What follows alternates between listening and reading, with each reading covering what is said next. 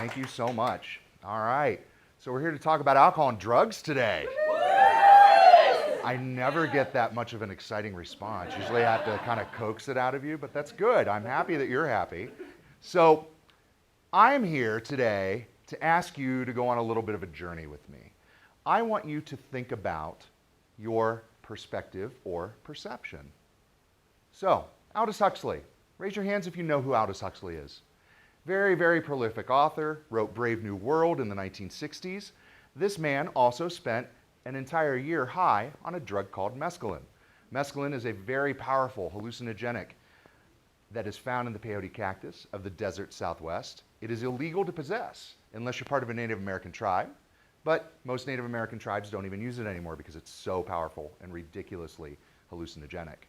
But he spent the entire year of 1964 high on this drug called mescaline. And he thought that this is how people really ought to see how things really are. He thought that it opened up the doors of perception. It opened up his mind, and he really thought people should be on drugs all the time. He wrote a book about it. He also ended up having a band named after that. Is anybody a fan of Jim Morrison, The Doors? Jim Morrison, The Doors, drugs never went together in the 60s at all, right? So I want you to really think about, that's Aldous Huxley's perspective, right? That's his perception. But what's your perception? What's your perspective? Where do you get your information on alcohol and drugs? Think about that for a second. Is it from personal use? I mean, you're in college, right? So for some of you, you may be drinking underage, even though that's against the law, technically, but that's not necessarily something that may bother you. Some of you may have come to college without drinking alcohol. Many of you probably came to college without ever having done drugs at all, but some of you may have. Some of you may have smoked pot, right? So on the spectrum and this perspective of alcohol and drugs for you, pot's okay for you, but maybe it's not okay for you. Maybe doing a bumper line of Coke is okay with you, but maybe it's not okay with you, and that has nothing to do with your perspective. Some of you may have downed a bottle of Robitussin in high school or junior high to get high off of that wonderful effect that it gives you and the hallucinogenic stimulant, disassociative craziness. But some of you are like, what? I didn't even know that I could do Robitussin to get high. Are you kidding? I'm going to go home and do that right now. So I want you to think about your perspective. Where do you get your information? Is it from siblings? Is it from your parents? Is it from your roommate in the residence hall? Is it from your fraternity sorority brothers or sisters? Is it from your friends, from the neighbor down the street? From the kid down the street that may have actually made the drug that somebody may try Friday night at the party? Is it from the internet? How many of you have ever used the internet for a research paper ever in your college career?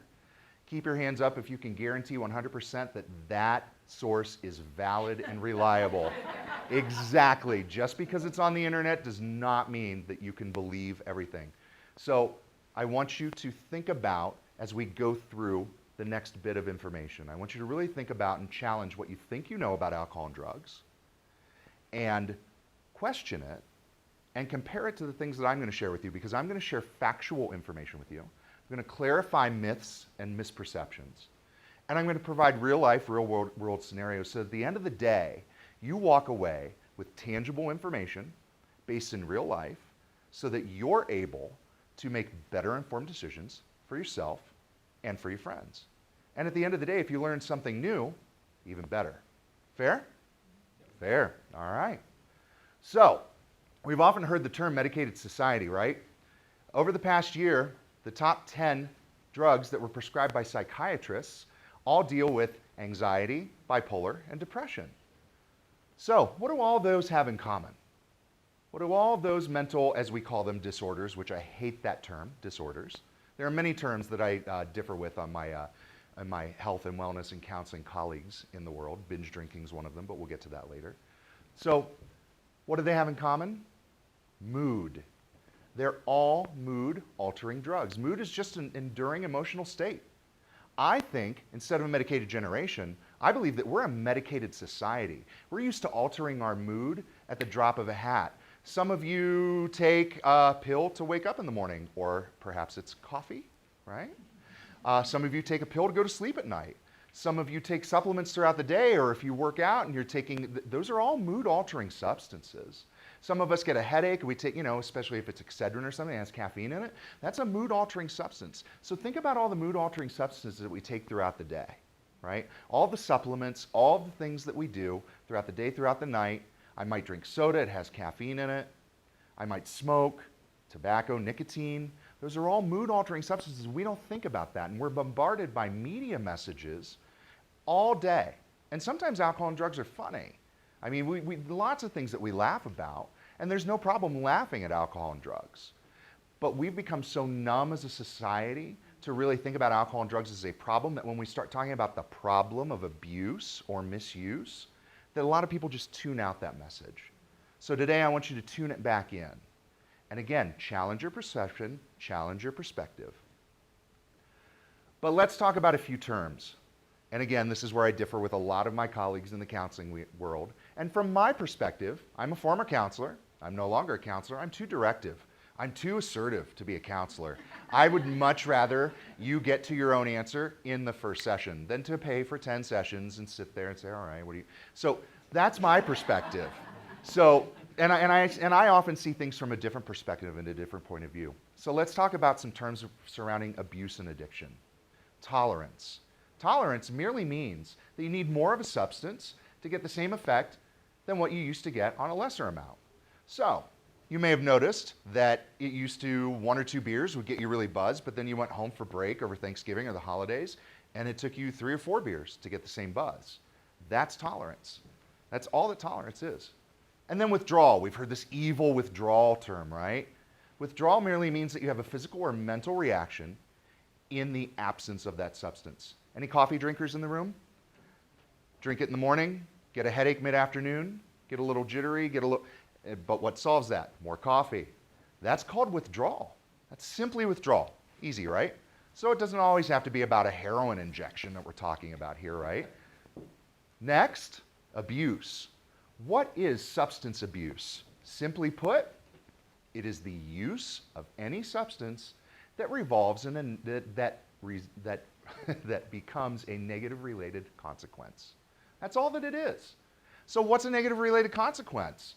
A DUI? Sure, DUI. Huge negative related consequence. A hangover? I always do get a smart ass that says, oh no, it's not negative. Listen, you may plan to have a hangover, but my guess is that you don't like it, right?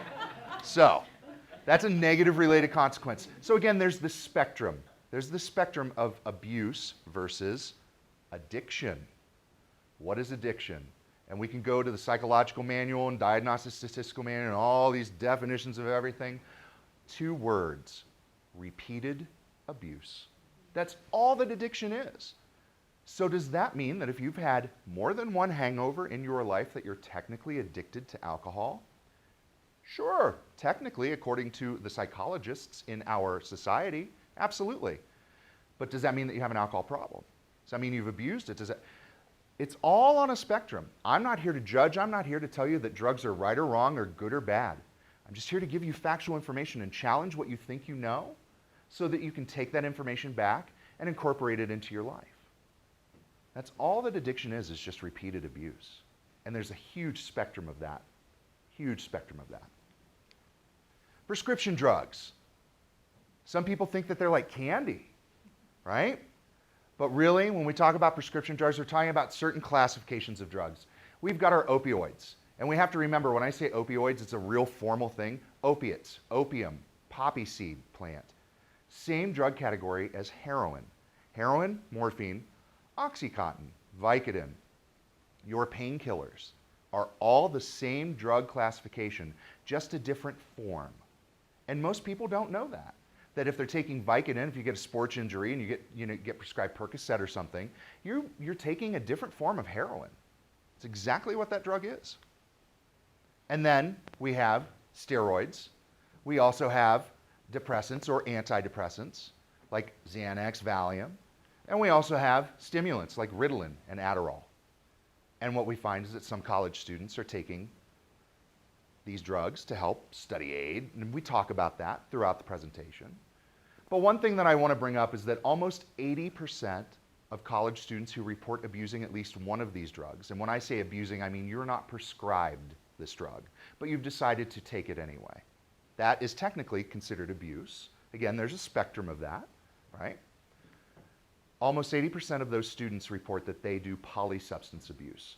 So that means that they may be taking Vicodin and Xanax combined, or they're doing some other type of combination. So that's called polysubstance abuse. So let's talk about what happens with consequences very quickly. You're on campus, you're underage, you get caught drinking, what happens? You have to go to the dean's office, you might do a diversion program, right? But you're not going to get kicked out of school if you're 19 years old and you get caught drinking a beer. What happens if you get caught taking or selling or sharing your roommate's Adderall prescription that's not yours? In most states, that's a felony, and in most schools, you'll get kicked out and you won't be able to continue your schooling. You may go to jail, huge amount of fines. So even though the amount of people who are drinking is pretty high compared to the amount of people who are doing drugs, the consequences of that, just in what I shared for you legally and in your future, completely outweigh. And that's why I like to focus on the other drug category. So in order to understand how alcohol and drugs affect your brain, I think you have to understand how we grow up and how your brain develops. So your brain develops from the inside out, almost like layers. Have you ever sliced an onion halfway through and you see all the layers, right? The grooves? So if you think about this, the very first thing when you look at a sonogram, the first thing that you see is baby, heartbeat, lungs. Those are your autonomic nervous system.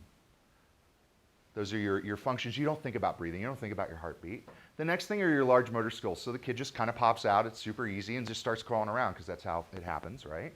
So those are large motor skills as opposed to small motor skills, which are the kid starts picking up a crayon or can actually pick up the sippy cup and can, do that. Now, with the large motor skill and the small motor skill, you've seen the difference, right? You've got a baby that's kind of in a crib that's a little, glazed-eyed and a little bit drooly, right? Those are your large motor skills. That's exactly what that is. Next, emotions. We've all seen the emotional kids that they don't understand why they're crying. They could be upset, they could be hungry, they could have a really bad mom. We don't know, but they don't know either.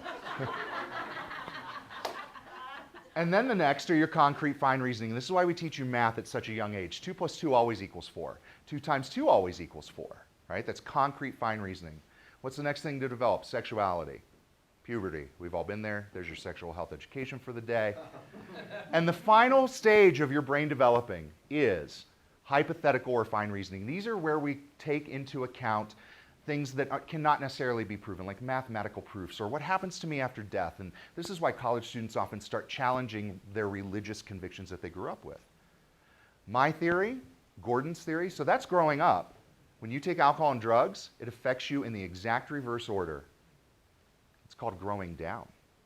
Again, I'm not here to say that alcohol and drugs are right or wrong, good or bad. It's just this is my theory.